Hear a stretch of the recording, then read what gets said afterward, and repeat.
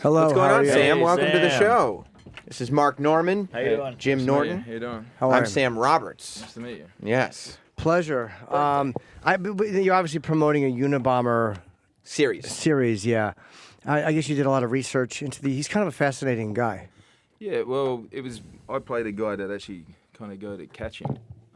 I played a guy that went to catch him. So I did a lot of research into him, as opposed to Paul Bettany plays the Unabomber, so he took that side. And it's about how these two guys kind of clash, not only in one guy trying to catch the other guy before he kills more people, but also just in how they emotionally affect each other. What did CBS or something? One of the news stations had a weird deal with the FBI when that actually really happened, where they got exclusive coverage because they were there early. They showed up before any of the other news people, before he was even busted, and they knew something was wrong. So, Yeah, like, if you To the cabin? Remember the movie The Insider? to a bar, to a bar in the area, they knew that they were closing where in. the Unabomber eventually was found in that area. Well, remember The Insider with Al Pacino? I and do Russell remember. I don't know Crowe? if I saw it, but I remember Al it. Pacino plays that guy. I can't actually remember his name, but he was Lowell Bergman was his Okay. name, and he was a reporter that had a tip off and said to him, "Look, you think you know where he's going to be? We're going to give you 24 hours before we break the story of where the Unabomber is." And so that really intensified the FBI having to go in and take down this guy. But by that time, they hadn't caught him for 17 years. They had no information about where or who he was or why he was doing what he was doing. And our show explores all of that, down to that last 24 hours where they had to get a search warrant off basically a thing that was created called forensic linguistics, which was my character discovered, well, we've got no actual evidence to put this guy at any of the scenes, but what we do have are his own words, because the Unabomber wrote a manifesto that was like 56 pages that he got the Washington Post to publish it.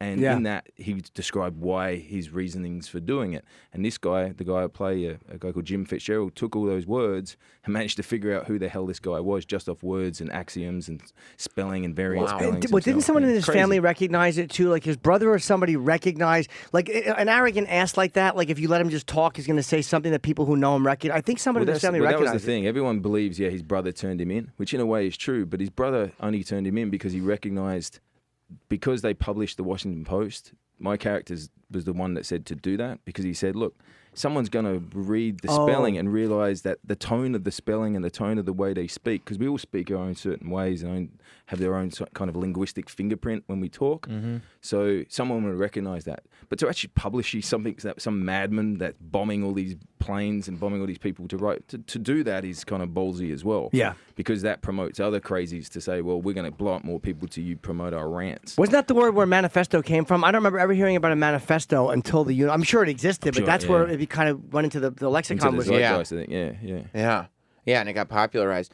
Yeah, I mean, you wonder, does that change your perspective when you see crimes that happen now? Because now, when media posts pictures and stuff of a lot of these criminals, and they do, a lot of people, and I kind of side with the people who feel like you shouldn't be posting pictures of it because it's what they want. Like when that kid shot up the movie theater and everybody was calling him the Joker and right. making him look like this supervillain, you know? There's always a way to kind of turn it back. The good about putting it out there is that someone might go, I know that person, I know the inside track. Yeah, that person is acting sketchy, and therefore they did buy a trench coat and some pipe bombs. Right. And we'll stop it from happening. So that kind of thing has the sword cuts both ways. Back then, there was no internet. This is set in the 90s. So the guy had been bombing for 16 years. He disappeared for 6 of those 16. Wow. And so they had no way of actually communicating with the public other than through the newspaper medium. And to do that, the only other time they had done it was with the Zodiac Killer, and we all know how that turned out. Yeah. They'd never caught that guy. Yeah. So Isn't it amazing with police work? Like I'm always fascinated. Like when you see like a serial killer or whatever, this guy, like the amount of time they put into it, like the patience the police will exhibit when they're going after you. Like the one guy will just spend years targeting. the weirdest thing as well, playing a dude who, his way of looking at a crime was through words. That's what it was. And I've thought, well, how are you going to make that interesting? How are you going to make it? You don't want, rather than using really, specky kind of camera shots, which we didn't really want to do. But the actual taking how we write and taking this kind of weird way of how we spell certain words and trying to find to match that with other letters in itself is just intrinsically interesting because, as you said, the patience it takes to do that, the way that you can literally actually focus your attention that much, that's what I found fascinating. There's a kind of a same kind of thing when you're acting, you kind of take the script and that's all you've really got, and you have to split this script apart to create an actual three-dimensional character. So in the way they're doing it, but instead of profiling a character, they're actually profiling people that are bombing people. But I mean, especially like you watch Serpico, like in 1974, some guy did this. They have to get out a book and with a magnifying glass and start looking up fingerprints. You're like, This guy had, Christ. This guy had boxes of letters that Ted had wrote to his brother. And that's what happened. He went round the brother's house. And by that time, the brother said, look, I think this might be my brother, but you don't want to admit someone in your family is killing people. So he said, what I have, though, is hundreds and hundreds and hundreds of letters that Ted's given me, like we have emails nowadays, over the years. So this guy salivated, took them all, my character took them all, and analysed and put what was written in the manifesto connected to the letters and see if he could find common links and common phrases. And that's how they managed to get a search warrant. Wow. And that had never been done. Wow. So this guy was Jesus. a real rebel, a real outsider in the sense of his way of looking at crimes wasn't just through get the right forensics of a fingerprint, he was creating something on the fly. So he was against the system because everyone thought it was crazy to say, well, why are we using spelling? We should be getting as you said, a hair or some kind of thing. But back then, that's what he created to catch the Unabomber. And that's enough for a search warrant. I mean, it's not like you're saying that he's the guy that did it, but if a guy is spelling one word, if a guy's murdering people and spelling one word, particularly... It came down to a phrase, eat your cake and have it too. That's what it came down to. Now, we say to have your cake and eat it too. Right. But that's actually wrong. About, say, 500 years ago, when the saying came out, it was to eat your cake and have it too, which makes more sense, doesn't it? Yeah. So... over the years, it's got twisted and turned around. And now Ted Kaczynski, who was the Unabomber, used that phrase correctly. Eat your cake and have it too. Actually just made me hate him more than I ever hated him before. That to me is the most offensive thing he did. There, he used it in a letter and he used it in the manifesto. And this guy circled it and they kept coming back to this one phrase saying that there's the commonality of this phrase. It can't be anyone else. Isn't it that must great? be him. Yeah. That pomposity is what did him in. Yeah. Yes. But there's a real arrogance to say, here's 56 pages, you will print it or I'm going to blow people up. Yeah. Because what I have to say is more important than you. And Yeah. there is stuff in the manifesto that, to be honest, I do agree with. I don't agree with how he did it. I don't agree with blowing people up to get his words out there. But there is stuff in that manifesto that we created all this technology and now the technology will come and take us over. Look at us, we're all connected to damn phones. Oh, yeah. That's meant to be connectivity, but we're less connected when we're on our phones if you're in a room with a bunch of people. So he had predicted that in the 90s. Yeah. And that's what his thing was, that we got to get back to nature. The problem was he didn't feel he was being heard, so his arrogance was, I'm going to write about it and blow people up so you listen. You know, the technology thing... Crazy. Yeah. People have such a hatred to technology, and they're right that it does sometimes make us a little bit more distant. But people forget like what horrible people we were before technology. Yeah. You know, slavery, World War I, World War II, all that stuff happened before texting. I think his concern was also we're becoming slaves to the systems that we create. Yeah, he's probably right. That would be slaves to us. Yeah. There's a motif in the show about stopping at a red light. We get these cars, but the red light's going to tell us when to drive it. Now, yeah, granted, if there wasn't, there'd be chaos on the streets. But there's the idea. We start to create these computers and technologies that, in a way, turn back and impinge our freedoms. And you forget that like a person forgets that they're choosing to stop at a red light. Like you don't have to stop at a red light. Yeah, like that's right. there's punishments, there's laws and everything, but the car, you're a person in a car. Like you don't have to stop at a red light. And that was Kaczynski's concerns, that our freedoms and our autonomy and our freedom of thought is being taken away. Yeah. It's same again. It's a double-edged sword. Yeah, because otherwise the traffic the way I drive it would be terrible. Right. Yeah. I'd be going for every red light. But it is funny though that you can go through something like that type of manifesto, and you're like, yep. Yeah. Okay. No. You can't be blowing up people. Yeah. Like you're like, yeah. And you get to the end, you're like, no, and just throw it out. And that's it. The fact that he wanted to be heard so much that he was willing to kill people to make people pay attention. You know, and we have that nowadays with any kind of terrorist. They kind of put themselves on YouTube and say, if you don't do what we want, we're going to cut this guy's head off. It's horrific, and that's what the Unabomber was. You know, we've got to, for all the coolness of this, the one photo of him in sunglasses and a hoodie. Yes. he was a terrorist. That's what he was. Yeah, and it's also that a lot of is personal megalomania and personal arrogance that these people have. It's like they're not always just doing unpopular things for the greater good. A lot of them are just self-centered, selfish, awful people. Yeah, true. Yeah. Did you come to admire anything about him though? Like I'm just saying because the way you're talking about what you read about him. Well, it's weird because you're playing a guy that read the manifesto hundreds of times. So I read it as much as I could, and by doing that, you intrinsically get linked to the Unabomber because you're reading his writings. As I said, there's stuff in the manifesto I understand. The way he did it, I don't agree with absolutely. But with my character, it was a sense of, I don't think he actually revered the Unabomber because he wanted to catch him. He is a bad guy. But I think he kind of had to understand him in order to catch him. Yeah. On what level did you have to start becoming, I don't know about, I'm sure not an expert, but you had to learn the case. Yeah, the case and how one determines all that through texting and phrasing and That's the interesting thing. I've done a movie called Hacksaw Ridge, which is a true Oh, story. yeah. And I really got a lot out of it because you could actually, read in the history books everything that happened and the mechanics of what you're doing in the war zone. That was interesting to me. It was the same with this, the mechanics of how this guy caught him and what he had to do in ripping apart. That's interesting for me to do every day. So that's why I like the non-fiction things. That's why I think it worked well on Discovery, because if you look at Discovery shows, they're about fishing, Yukon gold, all this, the mechanics of what it takes to mine gold, to catch fish. This is the mechanics of what it takes to actually track down a Unabomber who no one has any idea who he is. Didn't you get rid of a lot of your possessions? You sold a lot of your stuff. You got rid of stuff and you kind of went almost bare minimum and you were just in your car. I mean, so there's that one part of you that kind of understands this desire just to get rid of everything that has made you who you think you're supposed to be or you think you are. At 30, that's exactly right. Yeah, I got rid of everything I owned when I turned 30. Why'd you do it? Because I looked in the mirror and I didn't like what I saw. And so I thought I'd sell the mirror.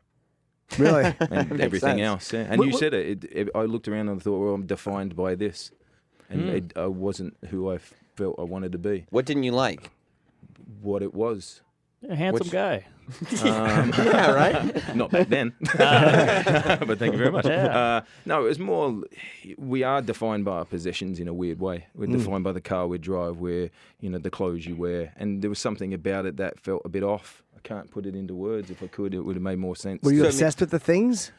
Some of them, yeah. Have you seen Minimalism, the documentary? Yeah, I have. Pretty amazing. Yeah. And, I'm 10 years older now, and I'm about to move, and we're packing up the house, and my argument is now with my wife, what do we need all this garbage for? There's so much junk that we've accumulated in the last 10 years. And I said, half this stuff I don't even remember getting. Half this stuff I don't remember actually using again. And so once again, it comes back and gets you. That's a nature thing, though. Like, I really think that they say like hoarding is a weird, like leftover DNA thing. Like, I save everything. Like, but I this is a flyer. Like, it's just shit. And you're one of those guys, like my mother, who could throw fucking her wedding album out. I wish I was like things that. with memories. Oh, you do? Yeah. Like I've got my kid's first haircut and stuff like that. Yeah. But my wife doesn't understand that. But my wife's clothes, my clothes, a DVD, I could get rid of in a You don't care heartbeat. about that. That stuff is pointless. What was the hardest thing to sell? Sorry, when you were go going to ahead. sell everything. What was the hardest thing that you like? I got to do this to get to this principle that I'm trying to At achieve. 30, nothing, because I felt that I would, arrogantly, this sounds, sell my soul if I kept going down the same route. What were you doing? Were you just buying things, or were you not being me, not being true to me? So I would have been in my 30s looking at myself going, you're something that has been created by the outside being, not inside. and the stuff, right? Yeah, does that make sense? Yes. And do you mean that too in business? Mean like in acting, like you're just chasing roles to make money as opposed to doing? No, acting, I always look at it as a job. Anyway, Yeah. I don't. It's never been your life. It's what you do. It is my life though, but it's a job. But I don't put it on a pedestal.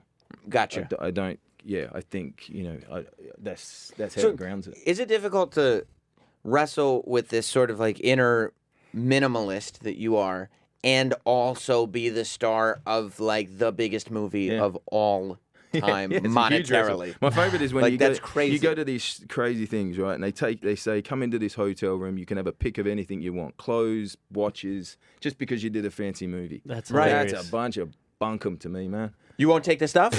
I'll take it and give it to my mates, and they don't like that. I had a mate, I gave him a pair of shoes. I said, I wear size 12, he's about a 10. And the lady refused to give me the shoes. And I said, well, look, my feet miraculously shrank. Right? Because I don't buy that. And I gave some to the cleaning woman in the hotel because we were partying back then. And I thought, well, you can have the jewelry. Yeah. That's because awesome. to me, that... Did your wife object to that? This was before I met my wife. But is to his me, wife. I kind of went...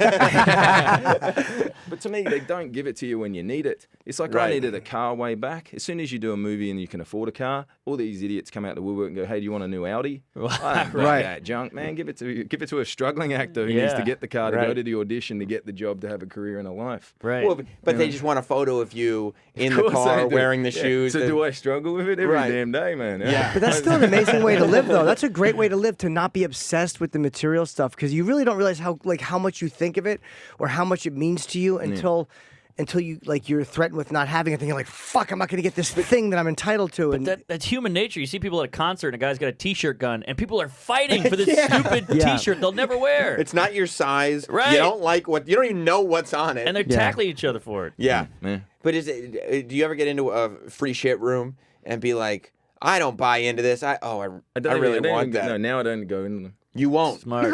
Smart. I don't go. is there anything you might want in there, though, just because it's No. like a, you know? No, if it's my mate's birthday, yeah. Oh, you get it for You go somebody. birthday shopping. I'll go with him.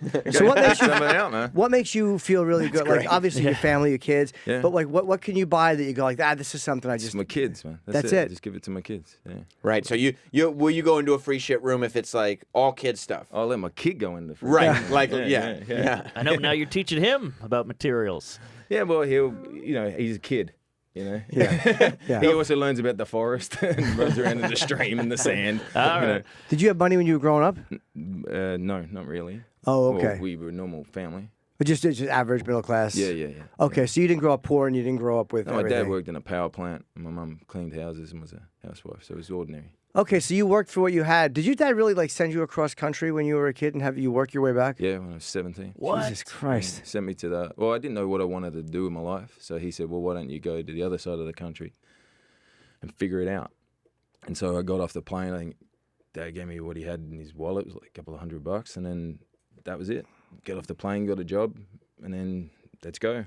I think my first job was doing the pedal bikes, rickshaw Yeah. bikes. Sure, yeah. Yeah, I think I had an extraordinarily large woman in there. Uh-huh. Oh, boy. The job ended pretty quickly. Do you know who drove me in a pedal bike one time here in New York? You ever see Once Were Warriors? How much words? Yeah. The one who played Julian, his real name is Julian. He played Boog, the son with the half of a tattoo on his face. He lived in New York I forget his real name. It's Julian. So he lived in New York for a while, and he was driving. That was what he was doing. He was driving one of those pedal things. Wow. That's a This is tough after job, Once Were Warriors. It was crazy. That's cool. Yeah, just hanging out. Just wanted to come to New York and act and hang out a little bit. Yeah, well, and look, that was the thing. Dad just wanted me to do whatever I could, and you get a better sense of who you are and what you want to achieve, and you get a better work ethic. How long did you go without seeing him, though?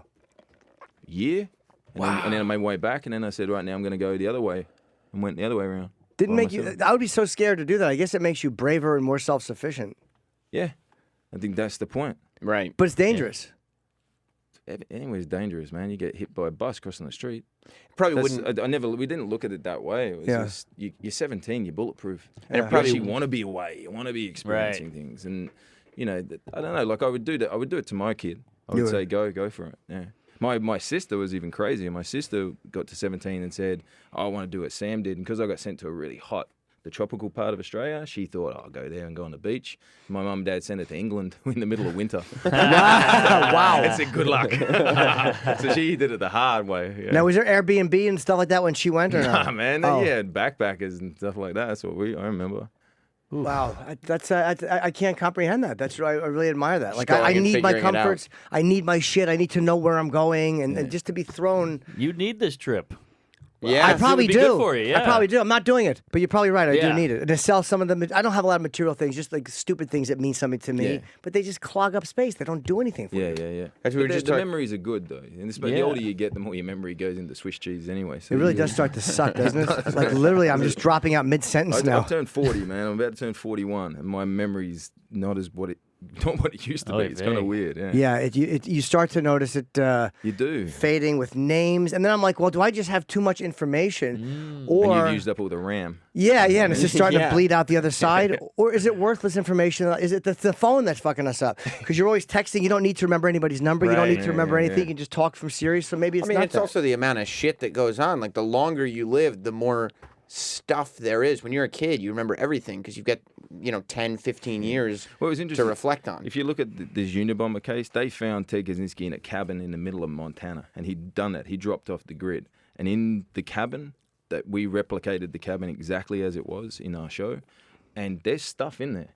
There was not just a typewriter and a bed. There was actual kind of from books to little intrinsic things that obviously he used to build his bombs, but there was other stuff that was like memorabilia, memories from his childhood, photos of him and really? his brother. So Creature comforts. yeah, so even a guy that literally was off the grid, completely gone, that's how they couldn't catch him, he still had these things that made him feel comfortable. How far would he go to mail the letters to? Because I know he would get onto a bike, and he would ride. He got on a bus. He would mail Oh, them wow. outside of San Francisco, and it would take him about 3 days on a bus, What? Yeah. before he can mail a letter. and would mail the letters in bulk. And that's what they couldn't understand. They were like, well, he must be in the San Francisco area. But he wasn't. He was in Montana. So he took a bus from Montana to out near Oakland. Just so they couldn't find just him. to keep himself. What do you mean mail them in bulk? Mail them, they used to come in at like 5, 6 at a time. So you'd have these different letters spread out. And of course, the bombs would come 1 week, then the other would reach its destination in 2 weeks. So they're going, well, he wasn't mailing just one bomb. They'd come and hit. Okay, that's was probably what they- 'cause the trip it took him. He probably was like, fuck, I got to knock out a couple of these. I can't be Yeah, doing 3-day You're bus carrying a trip. bomb. Yeah. on a bus. That is the sign of a sociopath. If you take a 3-day bus trip with a bomb and you do it more than once. Yeah. That's amazing. A 3-day, but like, you wouldn't think he'd make it 3 days, right? Like, even the first one. And this is something he did But regularly. and then he had fake mustaches, glasses. And this Yeah. was one of the they found all these in his cabin. Found a dialogue entry, a log entry where he would log down what disguises he used each time. You got to remember, this guy had an IQ of 167, so he is a bona fide genius. Yeah. And he realized, well, if I'm using this disguise and someone recognizes me in this disguise, I better change up the disguise and I'll make a log of it. So this was used against him in his court case, all this kind of smoking gun material that they found in the cabin. Yeah. The problem was to get into the cabin, they needed something that had never been done before, which was the forensic linguistics use of language. So there's the crux of the show. Yeah. In order to get the guy to remain in jail, you had to prove that this thing that this guy created, that my character created, could actually hold weight. And didn't they have to take, I believe they also took his entire cabin. Didn't they lift the cabin and just take it? I think that they, as evidence, because it was such a... Yeah, we show all that in the show. Oh, really? So That's that cool. was, That's awesome. It's crazy. And even things of that iconic photograph of the drawing? the drawing isn't of him. When he was only seen by one woman. She saw the Unabomber, and they put her with a sketch artist. And they did this original sketch. Then, say about 5, 6 years later, they got her back together again, and they got what's called this iconic sketch. The problem was she was remembering the sketch artist. So the picture of the sketch artist, it's some weird thing that your brain does, and she was remembering the Unabomber, and in process, the sketch artist, the sketch that you see now, this famous iconic image, is actually of the original sketch artist. Oh, my God, that's funny. That's So they funny. were running, That's really chasing funny. their tails for years. Yeah, because I remember seeing the real photo of him. It was like, he looks like a fucking hobo weirdo. Yeah, Right. It didn't the look sketch like artist. this At all. amazing Yeah. boogeyman, which is what they wanted at that. He looked kind of like a badass Yeah. in that Yeah. photo with the glasses. Are you, so are you guys shooting Avatar 2, 3, 4, and 5 all in a row? Yeah, pretty much. So when does that start? We've started And so now you're locked into Avatar World for how long? as long as Jim Cameron wants. Yeah. But can you do other stuff while you're filming? That's up to Jim. Right. So you're locked in. Well, it's kind of weird. Like the first one, he told me it would take 6 months. And so on the first end of the 6 months, I shook him by the hand and said, "Thanks, boss. Thanks for the job." And he went, "What are you talking about? We're still going." Cut to 15 months later. Wow. We were doing the first. And I think I took time off, did a Terminator movie, came back, did more on Avatar. Yeah. So he plays by his own rules. Is it daunting to be like, okay, I know how long one Avatar movie took. Now we're gonna do 4 more. Is that crazy? It's crazy. It is, right? Steady work. But it's steady work, and I love Jim. Like, it's very rare that you get to work with a guy of that kind of caliber. Sure. I hear he's terrifying. No, he's okay. Temper-wise, I hear he really flips out. No, he cares. He All cares. right, Passionate. Yeah, he's Yeah. passionate. There you go. Plus, when you're the star of the film, you probably get yelled at less than other people. Whoa, what than are you the doing? grip who drops Get the up there, fucking you boom know? mic or something. Yeah. No, he's different. He cares about what he like. There's no one. He's not beholden to anyone. So it's his baby. So we all care about that. That's what it's about. And it feels. I was talking before. It doesn't feel massive. It feels like this weird dysfunctional family, and it doesn't feel like you're doing probably the biggest movie of all time. So Are you right now shooting 2? you do them concurrent. So you'd be doing 2 and 3 together. So you 4 don't. and 5. We're in training at the moment. I 'Cause got There's a you. lot of stuff we have to do that he wants us to do everything. Did you Yeah. talk to him about James Cameron? Is so fascinating because he went down to that Marianas Trench, what it's called, Yeah. the lowest point in the ocean. Yeah. And I think he's one of the only He people built ever. the submarine himself. He did, yeah. That's And he- crazy. Holy Yeah. shit. but you're so isolated. I think he's one of the only people to ever do it alone. Yeah, he's the first solo guy. Oh, he was the first He was solo the first guy. solo guy, yeah. And you're Ballsy. helpless. If there's a mechanical problem, you're dead, and you know Yeah. you're dead. Yeah, And I thought what it'd be like a megalodon down there or something like that. Because no one had been down there. did Yeah. you talk about it? Yeah, absolutely. Well, he was building the submarine when we were filming the first one. So, and he built a submarine in the deserts in Australia, in a place called Albury Wodonga, which is the middle of nowhere. It's nowhere near the ocean. But he said that's where they have the best engineers, and so that's what he's like. He goes and finds the best people in the world because he can, and he built this submarine to help them design it. And he's extremely smart. So what does he do? So you're filming Avatar, and he's like, "Okay, we're gonna shoot this day, this day, this day. I'm taking this day off to go do some submarine work, and then we're back this Well, day." no, now this is the mission. So that was when he wasn't working. So when he's working, he's making Avatar 1. Then he goes and does a solo mission to the Mariana Trench on his time off. Right. And like a mission to Mars on his time off. And then doing these movies is the next mission. And that's how we look at it. I see. You come in, he's the general on the hill. Well, he's actually not on the hill. Most generals are on the hill. Most directors sit on the hill and bark orders. He's in the trench with you. He is. And that's what I love about him. Yeah. Oh, man, he's doing everything. If he could act, he would. It's amazing to me that a guy with that much, and we have to wrap up very soon, so just so you know, we're promoting Manhunt Unabomber, premieres August 1st at 9 o'clock on Discovery. It's a special 2-hour episode to premiere, and it's a fascinating case. I'm going to watch this, and I thought I knew a lot about it, but there's a lot I obviously don't know about it, so I really want to see this, because it's an amazing insight into how they caught him. Yes. But what a guy like James Cameron, who has so much money, he's got so much prestige. That Sam and I were talking before. The top 2 films of all time are his. Yeah. And he's still going to the bottom of the ocean by himself. Yeah. It's like, what does it take to make someone feel like I don't have to Do to get that? anything. What does it take to get that dopamine drip? Like for me, it would be so much less. But I guess you have to keep He upping likes the those ante. For you, it'd be Adventures. illegal, but Yeah, probably would be. Yeah. But he likes the adventures. He likes the journey. As you said, they threw me. My dad threw me to the other side of the country when I was 17. That's how me and Jim get along. Because you both Yeah. kind of We like the same spirit. adventures. Yeah, you like this journey, this exploration. Film gives you that exploration. who cooks in your family? Just curious. You or your my wife? Would she ever, if she presented to you a cake that looked like that, would you be like, "Oh, this looks delicious"? Yeah, Or everything she cooks is the best. Attaboy. Smart. Hey, you can't have your cake and eat it too. How about if a stranger? yeah. No, you can't eat your cake and have it too. shit. Oh Yeah. God, Damn it. damn See, the I'm not a thought of murderer. you. But if What if- someone you didn't know presented you with that cake, That's not a cake. That's does unobtainium. the top look delicious and light and airy? The top looks burnt to hell. See that kid in there? Anthony's mom made it. We've been making fun of him all Yeah. morning. Yeah, Sam. his mother's an abominable cook. She's terrible. She is horrible. Did she make it from scratch or is it an instant? It's her second attempt. This was her second attempt. This Yeah. was her cake. Because before she made a cake that was bad, and this was her cake to prove that she was a good cook. It's my birthday. That was what she made me for my birthday. That's the heap of shit he walks in with this morning. He should be fired.